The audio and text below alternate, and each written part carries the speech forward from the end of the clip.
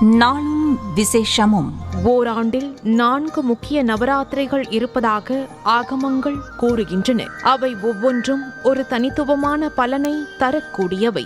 முதலாவதாக வசந்த நவராத்திரி. பங்குனி மாதத்தில் வரும் நவராத்திரி. இதனை சைத்திர நவராத்திரி என்றும் அழைப்பர். அன்னை லலிதா திரிபுர சுந்தரியை வழிபடும் இந்த நவராத்திரியானது மன அமைதியையும் உடல் ஆரோக்கியத்தையும் தந்து நம் வாழ்வை வசந்தமாக மாற்றும். இதன் நிறைவு நாளில் ராம நவமி கொண்டாடப்படுகிறது.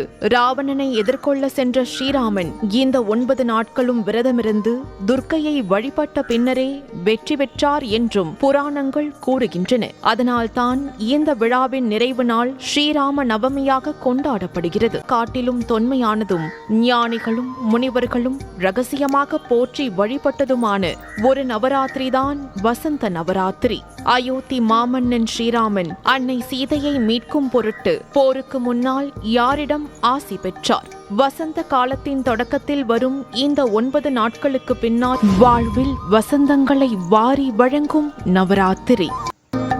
ராமரால் கடைபிடிக்கப்பட்ட நவராத்திரி. ராம நவமியில் முடியும் நவராத்திரி. வசந்த காலத்தில்